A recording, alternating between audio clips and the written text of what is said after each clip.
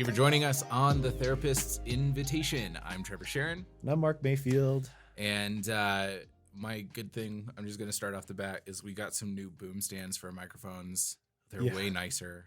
Well, they feel nicer. We can keep it at this level because last time we had ones, it would just like slowly fall. Yep. So we're arriving. We feel professional.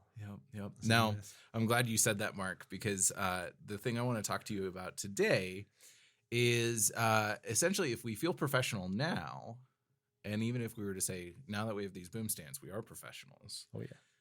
Does that mean we were fake professionals before? Yes. And I don't know.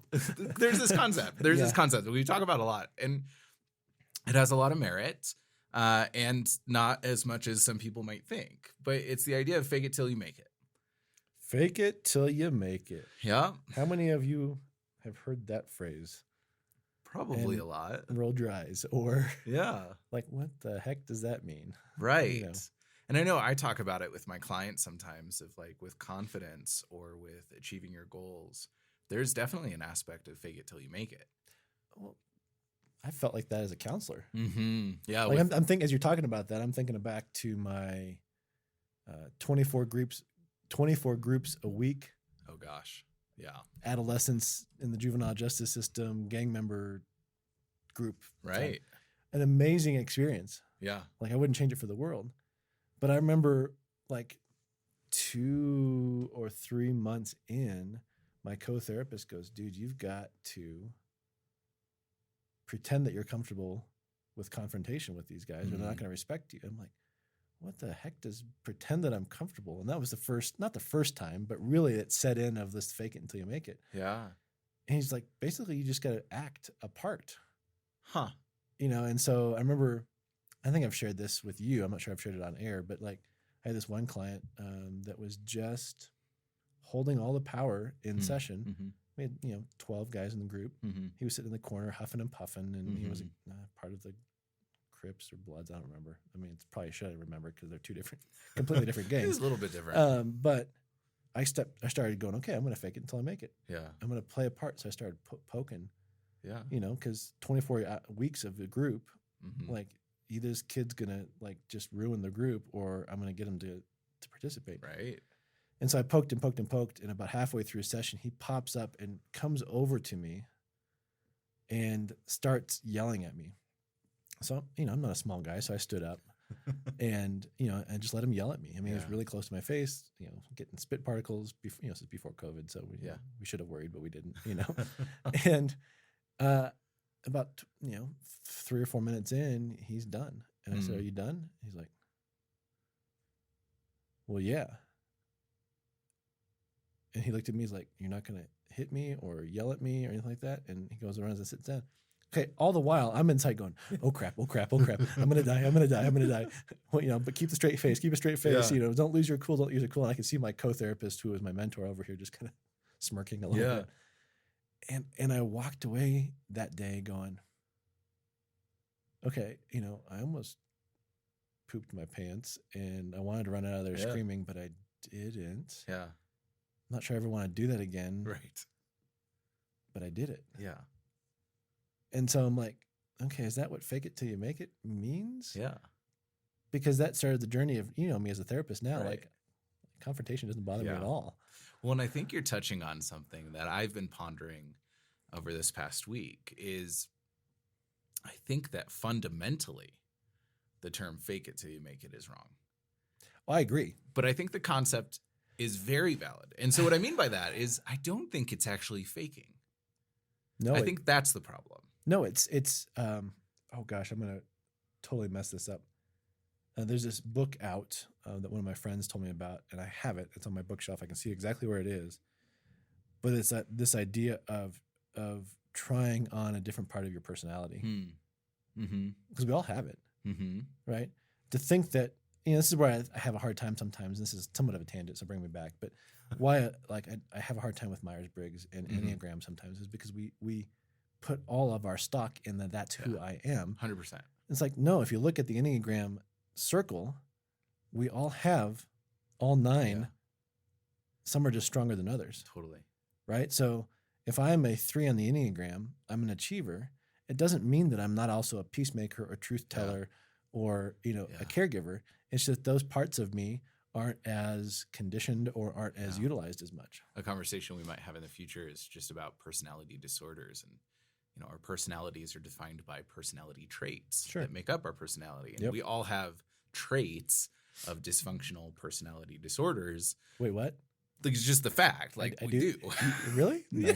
Yes, I know. Whether it's diagnosable or not is a different conversation. But you're right. We all have traits that are a part of our personality. Some are more pronounced than others. But, do I believe that every single person on this planet has the ability and the trait to be confident? Yeah. Yes. Absolutely. Or empathic. Or that might be, people will debate me on that one, but I still believe that we all have the capacity for empathy. At some point in our life. I think that would be the caveat that I would have to add. Sure. At some point in our lives, we had the capacity for empathy. We had. Okay, I like that. Because I think, and maybe that's a conversation for another time. Maybe it is, and I think maybe our empathy. We can pencil that in for later. So I agree, and I think what really helped me with my mentor is he goes, play a role. Mm-hmm. Oh, okay, I get it. I can play the role of confident therapist, even though I don't feel like it. And I think it's less of fake it till you make it, and it's more be it till you are. I like that. Yeah. Because, there's with the imposter syndrome, we've talked about that on the show. This idea that, I'm not qualified for the position that I'm in, or who gave me this responsibility, or like a lot of people in my generation have used the phrase of like, who made me an adult? Okay. I'm not an adult. I'm 40 this year and I still feel that way. So, yeah. And so that imposter syndrome, and really one of the best ways to work through it is to recognize I have been given this responsibility. I have been given this authority. I have done this to get here. Right. And so I'm just going to operate as if it's true, even if sometimes it doesn't feel like it's true. And that can feel like it's fake, which I think is where this phrase has come from. Sure. However, I think that it builds so much more confidence in ourselves if we talk about it as being until we are. Well, I like that too, because I can just think of somebody that's listening going, I've been white knuckling this for the last 5 years and I don't feel like I'm doing it at all, because it's the mindset. Yeah. Because you're still in the fake. Right. But if you're, what was it again? Being until you are. Thank you. It needs to stick that. Being until you are, then it's this almost self-fulfilling prophecy or self-willed nature of, I know it's in there somewhere. Yeah. Like, let's pull it out. Right. And I think back to, my work with therapy, videography, home owning, like all of these different aspects. Home owning? Home owning. You said it so fast, it sounded like something. Home owning. No, you just, I'd make sure our listeners heard that, because it sounded like moaning. Being a homeowner. Homeowner, okay. All of these things, like, it would have been silly for me, even though it was silly of me, to say like, I'm not really a therapist. I'm not really a videographer. I'm not really a homeowner. Those things were all true of me, just, by title alone even. Right. And being able to say, I am this, and now look back and say like, I'm a better that now. Right. And because I've grown and that being has become more refined, that trait has grown and developed.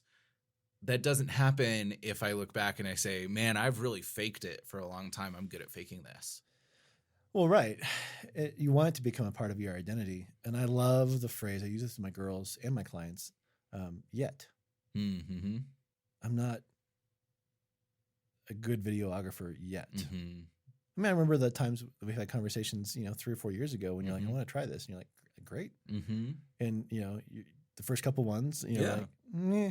Right. And if you would have given up then, totally, we wouldn't be sitting here today. Yeah. Right. So it was that mindset of, I'm not there yet. Yeah. And if we put yet there, then it means that there's progress. Mm-hmm. So it's that an opportunity. Yeah. Becoming until you are. I like that. We need to make a t-shirt or something that says that. Yeah. Become and until you are. Right. So I sounds very, sounds very Yoda-ish. Oh yeah, it does. I mean, all wise sayings sound a little wrong.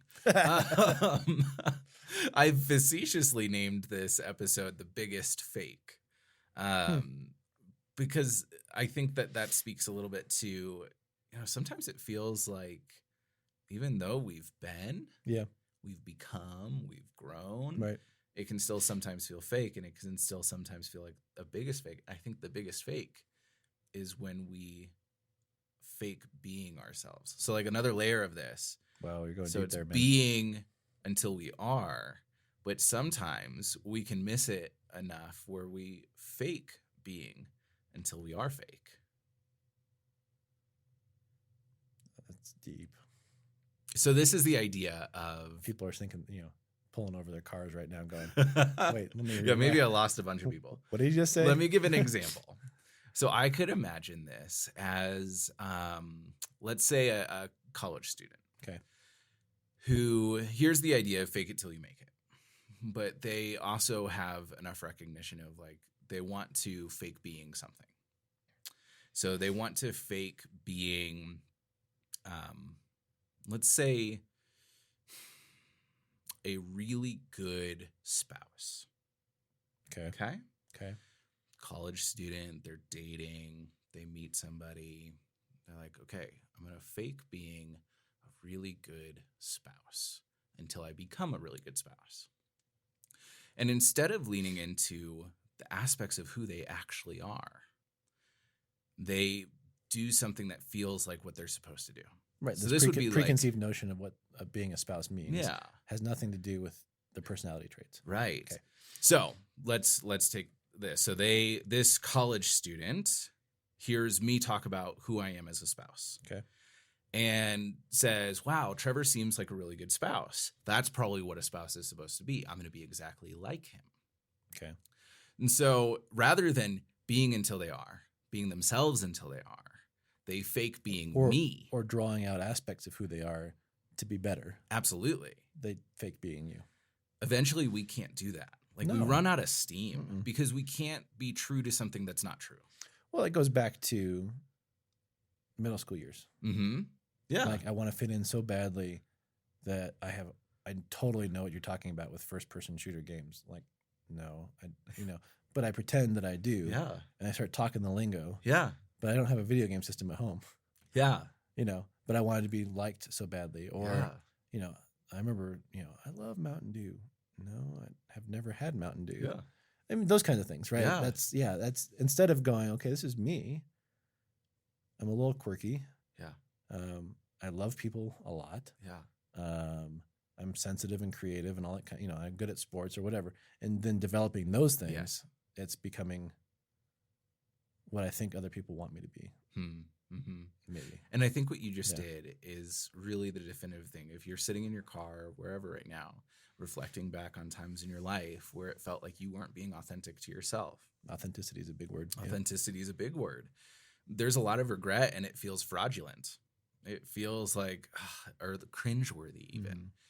But if we look back and, there's a lot of cringeworthy things in my time as a videographer and my time as a therapist, even though it hasn't been super long. Your time's videotaping me. Right. Cringeworthy. But if I had the idea that I was faking being this person, I would look back on those moments and it would really hit me. What? Deeply. So that pencil mustache and the little beret from a direct, you didn't want to wear those things, right? Right. I would look back and I'd be like, why did I do that? Your megaphone when you're sitting across there. Yeah. However, if I have this real mindset of being myself until I am, right. I look back and I'm like, oh, I can see the parts of me that I appreciate about myself now growing in those moments. Well, I think about some of the conversations we've had. If you're bringing up, was it 2 years ago that we brought in a videographer to do something? Yeah. And, I know you took that pretty hard. Yeah, it was a rough moment. And I'm sure part of you was like, well, what about him? And I'm improvising here, but what about him don't I have? And should I be that? Right. Versus, okay, like I'm still learning and growing. Yeah. And I want that to be me, but I'm going to be me. Mm-hmm. That had to be hard. Yeah. But that, I'm inserting there. Sure. But it stands to the point. It stands to the point, right? And so I think it's so to the point then, and I don't know if we're going on rabbit trails. People tell us if we are, but I don't think we are. But I think then it becomes being until we are, we need to be humble and teachable in those moments and not become defensive and or superimpose somebody else's stuff on us. Yeah. If that makes any sense. Yeah. The next step on the journey Yeah. is not being until you are, but becoming. Yes. Becoming who you are. Mm-hmm. But dude, this is deep and practical all at the same time, because how many of us, like you and I, have had the privilege of being challenged significantly in our lives, our own stories, but also the counseling profession training. If people don't know what that is, I mean, that's 60 hours of training, and it's not just academic. It's, 60 credit hours. 60 credit hours. Yeah, not 60 hours. Sorry. That sounded really bad. I was wondering, I was like, where did that's we? not much. No, I'm 60. pretty sure that crane operators do more than that. Sorry, crane operators. I want that job. Yeah, sounds like fun. 60 credit hours of college, master's level, but then like over 1,000 practical hours and all that kind of stuff. And then like 2,000 hours afterwards. We've had the opportunity to reflect on some of those things. Yeah. But for the everyday person, this might be a new concept. Yeah. So practically, what do we do? Yeah, I think that we have to do the uncomfortable work of looking at ourselves in the mirror. And I think sometimes this actually means literally looking ourselves in the mirror. Staring at yourself in the eyes. Yeah. And I mean, because we've talked a lot on the show about eye contact. Yep. How important it is to our relationships, how little we do it in our society. Right. And so looking yourself in the mirror, looking in your eyes, and asking the question, who am I really, and what am I becoming? Am I faking being something? But that requires a level of emotional intelligence. Oh my gosh, yes. And that's why I'm excited about the Mayfield Collective, because we'll have some practical trainings on how to go deeper emotionally. Yeah. And lest anyone believe that this is like an accomplishment, it is a journey. And it is at the core of our growth as an individual for the rest of our existence, the entirety of our existence. So it's not something that you just do. No. But it is an action you can start, you can practice, and practicing these other skills, like with what we're doing in the Mayfield Collective about emotional intelligence and understanding, if we were to explore the Enneagram, what does that mean about how we relate to ourselves and others? Like those conversations are really vital in supporting us on this journey of becoming. I like that. And something that popped into my head that I'm going to write down for maybe an article or another topic or something like that is the art of becoming. Because it's not a science. There's not a formula. I think that frustrates a lot of people sometimes. Yeah. Like, give me a 2 + 2. No, it's not that easy. Yeah. It's a creative practice. Yeah. Becoming. That just caused me to pause a little bit and just to think about all that entails, but the beauty of that too. How many people do we know, and how many people that are listening are walking around kind of in shells of fakeness, whether they've been hurt, whatever, protecting some of who they are. But what would it look like to almost go through the process of, a caterpillar to a chrysalis to a butterfly, like that period, and becoming who they are designed to be. Yeah. And I feel like commonly this conversation comes up with my clients when they come to me with the goal of like, I want to be more confident. Confident in what though? Right. And a lot of the times it's hard to come up with an answer for that. But what it comes down to most of the time is I want to be confident in myself. Who I am, so that I can do these things without being timid. Right. The only way for us to do that is to understand ourselves, to grow in ourselves, and to be confident that I may not be everything that I want to be in this moment, but I'm becoming. Right. ... Yeah. People hate ellipses in the authoring world, but I think this is a perfect one. I think it's fine anywhere but a text. Yeah, I am always true. Very true. But just write this down. This is a challenge. Like, write this down. I am becoming ... And then begin to fill in the blanks.